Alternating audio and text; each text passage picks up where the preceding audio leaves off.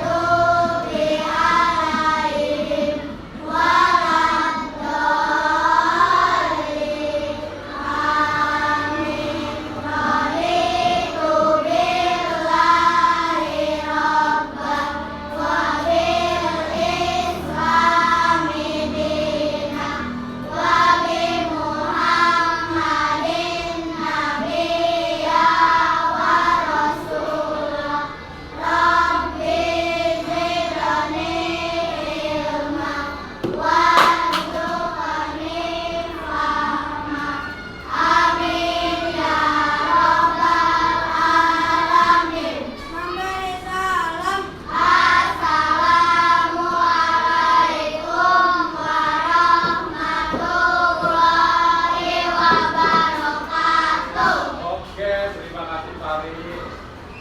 Semoga kita selalu diberi kesehatan.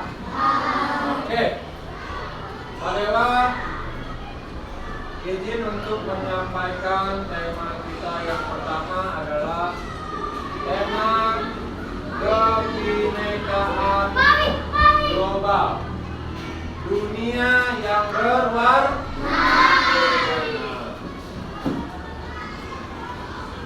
Oke, lihat. Setelah mempelajari topik 1 tentang kebinekaan global, peserta diharapkan memahami konsep kunci realitas keberagaman, mampu menganalisis macam-macam kerentanan serta implikasi keberagaman dalam kehidupan sehari-hari, mampu mempraktekkan keberagaman dengan pendekatan yang beragam. Selanjutnya, apa jadinya jika dunia itu seragam? Saya tahu nggak? Semuanya di dunia ini pakai baju merah semua, seru nggak? Nggak seru, jadi tidak warna-warni. Mobilnya mobil sedan semua, seru nggak? Nah, jadi kita di dunia itu harus hidup beragam. Kalau contoh kalau mobil ada sedan, ada mobil truk, ada mobil truk, ada mobil, semua mobil ada. Kalau agama Hindu semua,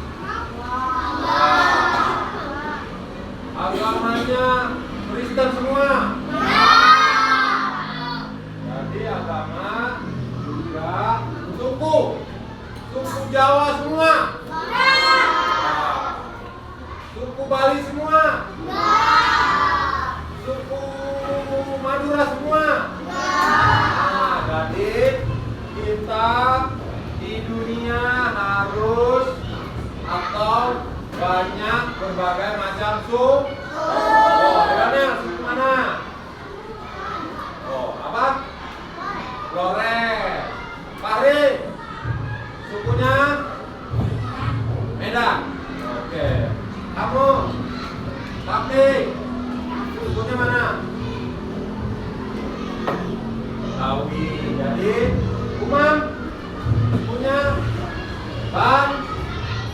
Banten. Jadi bermacam-macam suku. Menurut Anda, apakah dunia saat ini damai-damai saja? Tidak. Damai nggak? Tidak. Nah, ada yang damai, ada yang tidak. Ya. Baik, selanjutnya. Sejak dahulu kala manusia bermigrasi dari tempat asalnya menuju tempat yang baru untuk mencari kehidupan yang lebih baik. Kalau di kita namanya apa? Merantau. Misalnya dari Flores merantau ke Jakarta untuk mencari kehidupan yang lebih baik. Sama kayak Umam dari Banten ke Jakarta untuk mencari kehidupan yang lebih baik. Migrasi sama juga. Aktivitas selama berabad-abad manusia dari berbagai ras dan bangsa hidup berdampingan dengan damai, harus damai. Selanjutnya, namun ada pemimpin negara dan kelompok yang anti pendatang. Mereka menginginkan negara mereka dihuni oleh ras atau suku bangsa asing. Nah, misi Anda adalah mengembalikan sosok di samping ini ke tempat asalnya. Nah, ini game ya, salah satunya gamenya.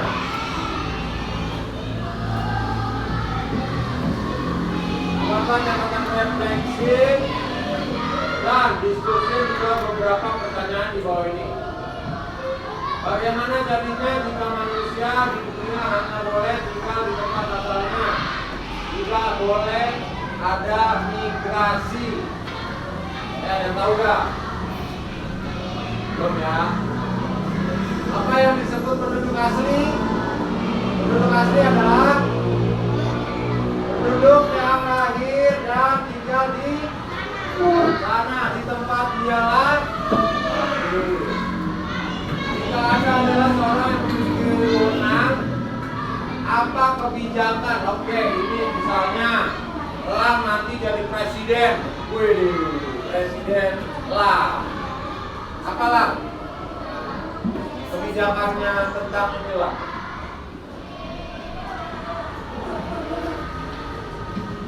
Belum tahu ya?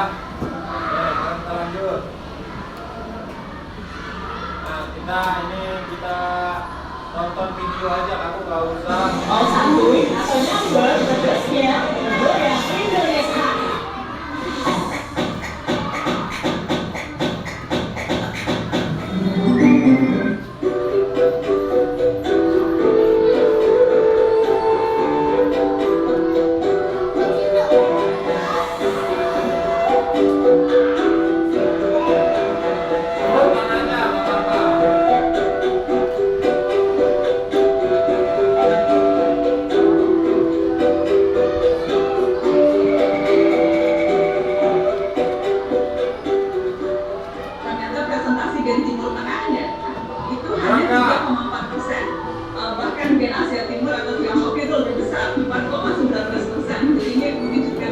Ada 1,8% dari DNA saya untuk kayak etnis Mesoamerica sama Andes lain-lain gitu ya.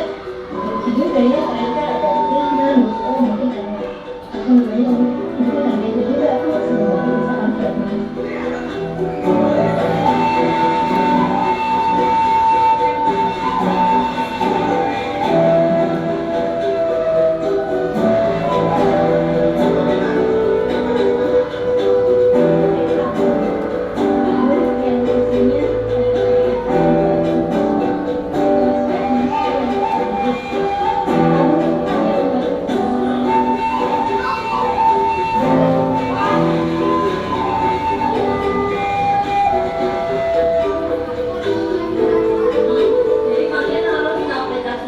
kalau nggak salah 64% itu Indonesia, Filipina sama Malai, lalu 35% lain lainnya, lalu 1,8 itu Mesoamerican, itu kayak kalau nggak salah sih kayak Peru, Bolivia, Argentina dan lain-lain itu sama angganya.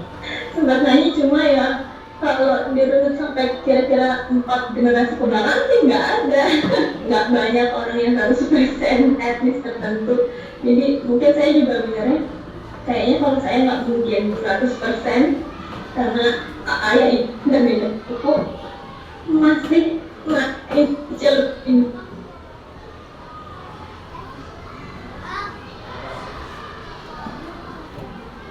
Dan yang kalau sering baca cerita atau dengan soal rasis atau apa, sedangkan mungkin hampir seluruh manusia itu ada etnis-etnis lain di dalam DNA-nya, jadi ya seharusnya nggak ada lagi kayak gitu. Saya orang Indonesia gitu kan, itu sebuah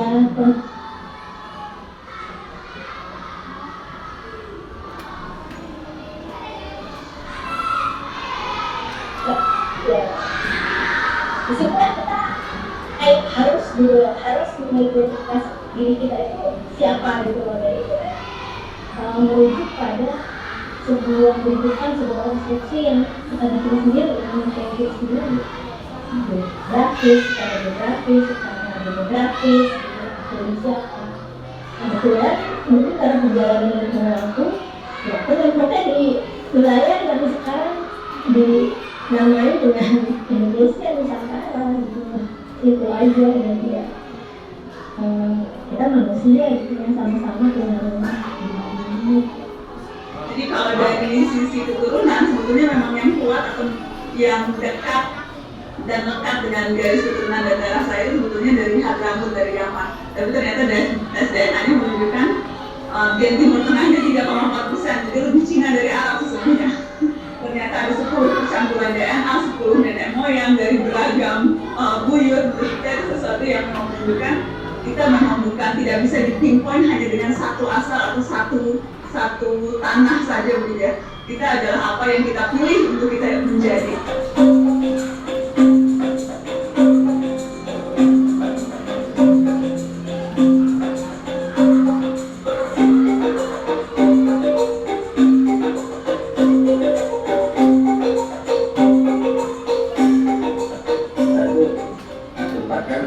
Bagian dari alur kedatangan migrasi out of Afrika, orang dari Afrika. Cuman ya, dengan banyak sekali gelombang migrasi yang datang ke Indonesia, tidak hanya sekali tapi berkali-kali. Orang yang pertama kali datang di Indonesia itu adalah orang-orang yang sekarang kita bisa lihat mereka yang memiliki keturunan Papua ya, yang berada di wilayah Papua sekarang. Itu mereka yang pertama kali datang mendiami wilayah Indonesia geopolitik saat ini ya, tapi pada saat itu wilayah Afrika Selatan.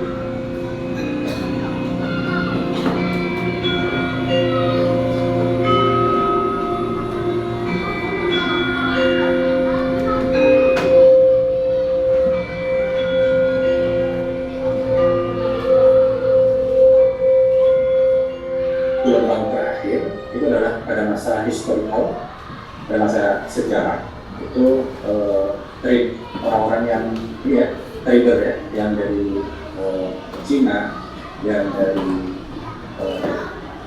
Middle East, dari Arab, dari India, yang sekarang jejak genetiknya sangat jelas ada di bisa kita lihat di populasi yang ada di Indonesia.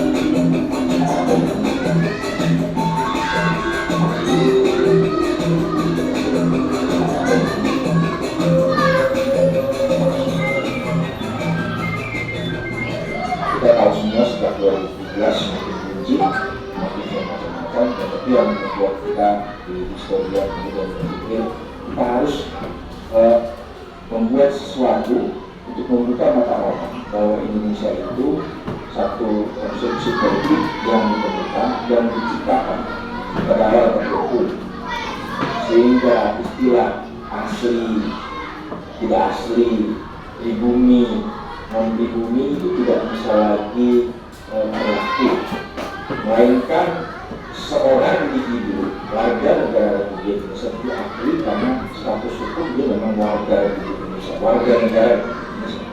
Dan di dalam konstitusi kita tidak ada satu keharusan seorang warga negara Indonesia itu harus memiliki satu etnis, misalkan memiliki satu agama yang sama, memiliki satu ras yang sama tidak. Keberagaman itu sesuatu yang harus diakui dan justru dirayakan. Saya merasa sekarang tendensi orang melihat keragaman atau perbedaan sebagai sesuatu yang menakutkan dan kemudian disembunyikan dan khawatir justru akan menjadi pemicu keretakan. Justru menurut saya we have to celebrate keberagaman itu dengan cara yang memang membicarakan ini secara terbuka, melakukan berbagai eksperimen seperti apa yang dilakukan di DNA itu untuk lagi-lagi membuktikan premis betapa beragamnya kita dan tidak ada satu yang bisa mengklaim sebagai orang Indonesia asli gitu ya. Itu untuk menunjukkan dan membuktikan premis betapa kita orang yang begitu berbeda-beda, dan sekali lagi memperkuat keyakinan bahwa Indonesia itu bukan soal garis keturunan atau dari mana kita berasal. Yang menjadikan kita Indonesia adalah niat dan upaya bersama untuk membuat negeri ini bisa menjadi rumah kita.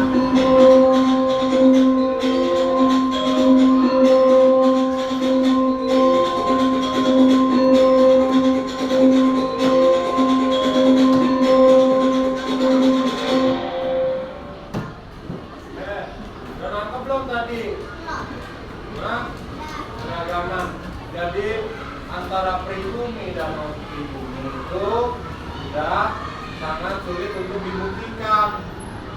Tadi Najwa Shihab, kamu kenal kan Najwa Shihab? Reseptor terkenal. Kalau kamu lihat itu dari mana? Kalau kamu lihat dari mana? Benar, dari Arab. Ternyata tadi pas dia melakukan tes DNA, ternyata keturunan Arabnya hanya beberapa persen saja, malah dia lebih banyak ke keturunannya Tiongkok. Wah, jadi untuk pribumi dan non pribumi itu sekarang itu sulit untuk dibuktikan. Kalian perhatikan, keragaman tingkat konsentrasi, keragaman pemikiran, pandangan dan pergaulan akan memperkaya cara pikir kita dalam berpikir dan bijak dalam bertindak. Keragaman pemikiran, pandangan dan pergaulan. Kalau kamu bergaul hanya di 3 apa ini? Hanya di kelas apa ini? 3B aja. Baguskah pergaulannya? Tidak. Jadi kamu taunya hanya elang, hanya umam, hanya abna. Tapi kalau kamu bergaul di lingkungan SDN Cijantung 3, kamu akan lebih banyak ilmu yang kalian dapatkan. Oke, selanjutnya. Orang yang hidup seragam nih, orang yang hidup seragam dan pengalaman terbatas cenderung memiliki pikiran dan pandangan yang terbatas. Kamu bergaul di kelas 3A aja, waduh 3A. Pemikirannya hanya sampai di kelas 3. Tapi kalau kamu bergaul keluar, kamu berteman dengan 3B, kamu berteman dengan kelas 4A, 4B, pandangan kamu jadi tentang pendidikan. Kalau kamu nggak tahu soalnya, hanya kamu sama kakaknya yang kelas 4, betul nggak? Nah, ini kan gimana ya kan caranya? Nah, kalau kamu hanya nanya di sini aja, tahu nggak? Nggak tahu. Jadi kamu tanya, karena kamu pergaulannya luas, jadi kamu pemikirannya juga sangat luas. Wah, jadi kita lihat, simak video lagi. Mau sambung atau nyambung berikutnya dari Goyang Indonesia.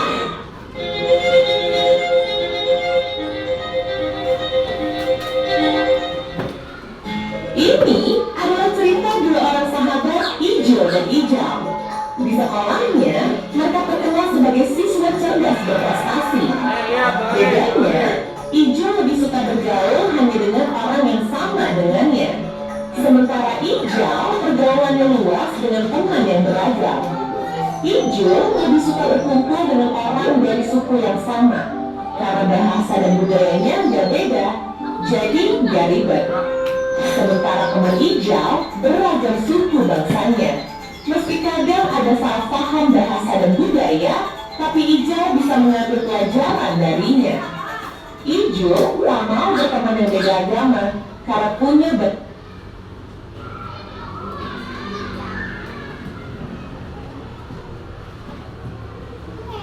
hargai sambil tetap yakini agama sendiri. Urusan hobi, Ijul cuma asik dengan komunitasnya sendiri. Dia ikuti. Ya, Ijal tak kemana-mana. Sementara Ijal mendapat kesempatan pertukaran mahasiswa ke berbagai negara. Dengan lingkungan yang terbatas, Ijal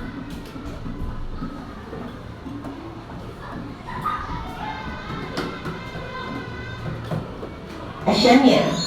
Saat reuni dan Ijal bertemu kembali. Prestasi kini sudah jadi dua pribadi yang berbeda. Saat ngobrol, Ijul cenderung berpikir sempit, sementara Ijal terlihat berwawasan luas dan terbuka. Pembicaraan Ijul lebih banyak keraguan dan penghakiman, sementara Ijal penuh keyakinan dan penghargaan. Dari cerita tadi, kira-kira kamu termasuk tipe Ijul atau Ijal? Dari survei Christian, ternyata pelajar lebih cenderung bergaul dengan kelompok yang memiliki kesamaan. Ini nggak salah, karena itu memang lebih nyaman. Tapi kalau kamu mau sukses, berwawasan luas, cobalah keluar dari zona nyaman. Pengalaman luas tentang perbedaan dan keragaman menentukan tingkat literasi antar budaya atau intercultural literasi. Literasi ini jadi satu faktor penting yang menentukan kecerdasan yang disebut EID. Meski Ijal dan Ijul sama-sama berprestasi secara akademik, tapi yang membedakan nasib mereka adalah Ijal punya kecerdasan antar budaya yang lebih tinggi dari Ijul. Jadi, kalau kamu mau sukses, gak cukup dengan cerdas akademik, tapi kamu harus berani bersikap terbuka, bergaul dengan orang yang berbeda. Dengan begitu, kamu layak menjadi warga dunia. Siapa yang hijau? Yang hijau? Nah, jadi perhatikan, kalau untuk sukses kita perlu juga yang namanya bergaul di rumah atau gini. Mau sukses, jadi kita juga harus pandai bergaul. Dalam bergaul itu kita mempunyai teman, relasi. Nanti relasinya elang, misalnya elang bergaul sama kelas 3B. Ternyata yang kelas 3B itu punya perusahaan besar. Wih, elang langsung diangkat jadi direktur.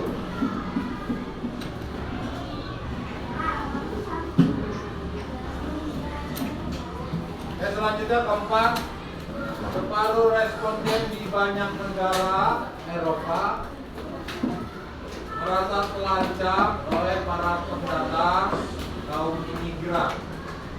Hasil studi Universitas Bielefeld. Lanjut.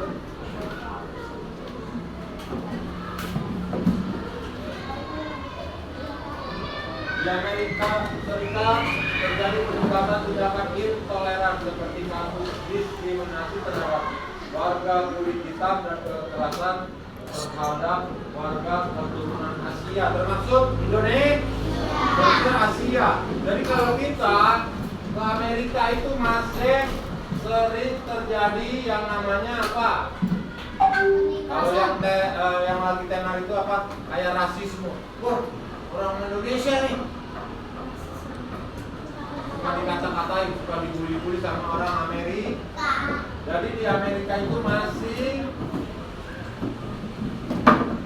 banyak tindakan intoleran. Kalau di Indonesia kan sudah nggak ada ya. Nambah ya. Oke, lanjut. Nah, yang banyak di TV nih, ratusan ribu orang Rohingya meninggalkan negaranya untuk menyelamatkan diri dari serangan etnis Buddha yang didukung pasukan keamanan Myanmar. Salah satunya yang kamu pernah tonton di TV, bangsa Rohingya ini mengungsi ke mana? Ke provinsi mana? Aceh. Betul. lanjut dia terlalu berat buat kamu ya. Harusnya ini tingkat SMA ini. Belajar toleransi dari berbagai negara. Cari teman dari negara lain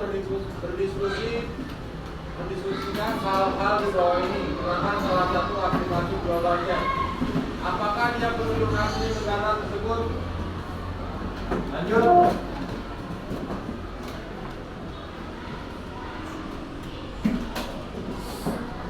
Yang kedua, topik kebinekaan Indonesia negeri penuh harmoni.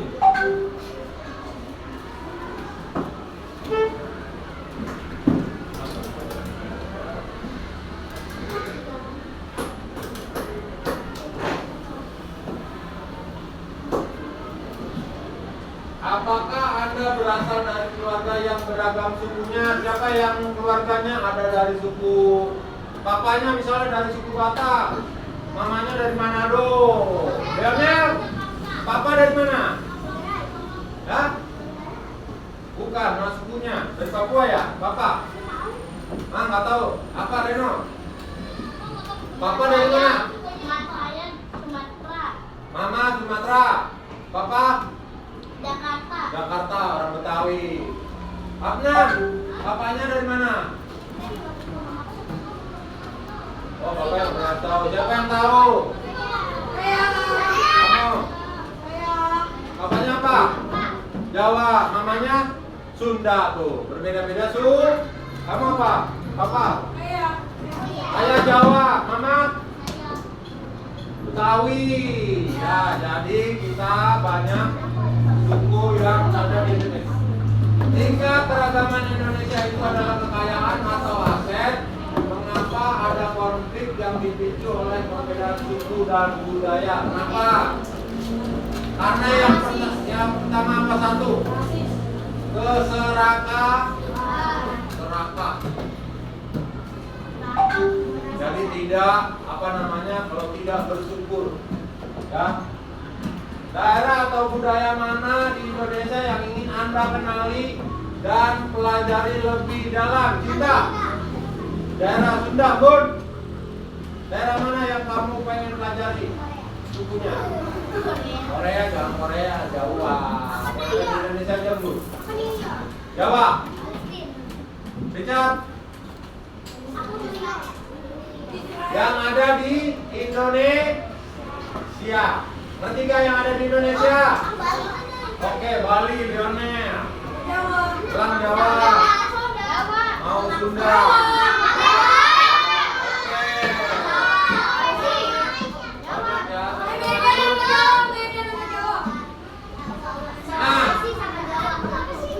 Kita coba mulai main ya. Ini suku Musi. Suku Musi penghasil mempunyai uang dan batang. Jadi ini batang nih. Batang pohon. Ya. Ini suku Sombo. Dia punya beras dan uang. Suku Sombo membutuhkan kayu, beras dan uang. Suku Musi membutuhkan yang ini, yang hitam ini nih. Uang, kayu dan beras. Suku Bobo membutuhkan kayu, uang, beras. Suku Bobo mempunyai 1, 2, 3, 4 kayu dan 1 uang. Suku Bubi mempunyai 4 beras. Dia membutuhkan beras 1, pohon dan uang. Oke, kita main ya. Kita coba main.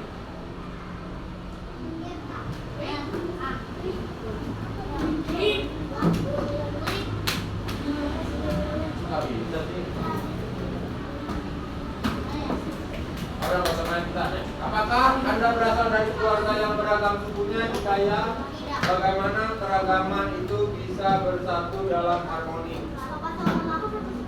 Yang penting sama-sama saling menghargai satu sama lain.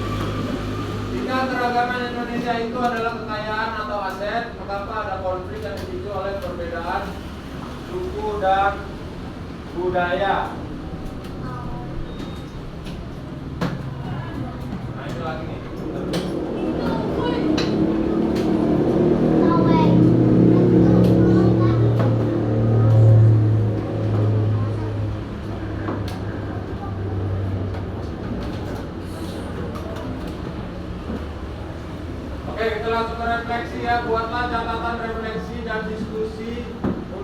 menjawab beberapa poin di bawah ini.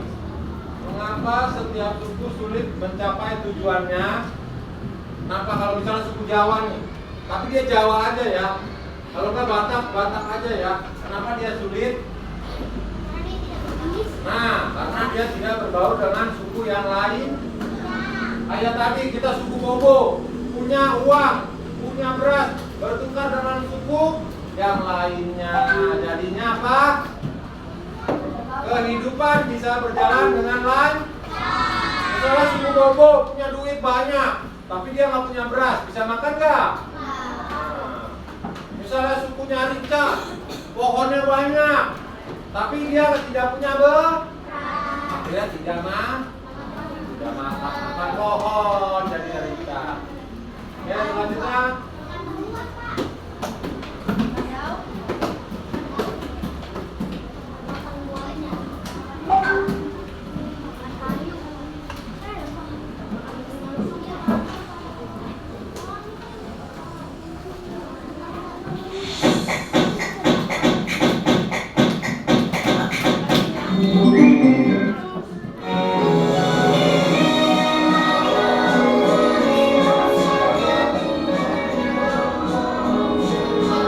Mahatma Gandhi menjalani hidupnya dengan perjuangan berat, melawan kekerasan penjajah dengan cara tanpa kekerasan. Ditangani dia sendiri dan Saya perhatikan untuk hari ini cukup sekian dulu karena materinya ini materi untuk kelas besar. Sebenarnya ya kalian belum sampai atur, belum dipelajari oleh kalian. Jadi bisa akhiri Pak Guru. Untuk itu mari sama-sama kita berdoa. Richard, tolong lagi Pak Guru untuk berdoa. Kita mengakhiri pelajaran kewawasan kebangsaan global untuk hari ini. Richard, doa.